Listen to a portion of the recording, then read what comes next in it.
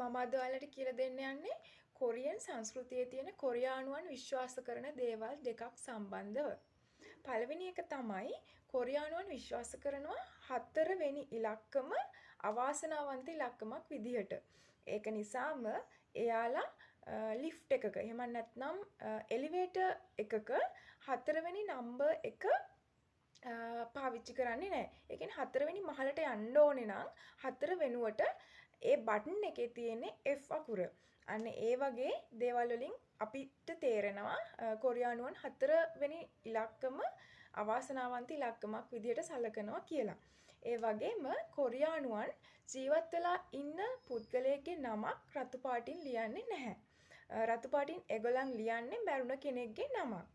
ඔන්න ඔය වගේ ගොඩක් ඒගොල්ලන්ගේ විශ්වාස සම්බන්ධව දේවල් තියෙනවා කොරියානු භාෂාවේ. ඉතින් ඒ දේවල් ඉගෙන ගන්න ඔයාලා දිගටම channel එක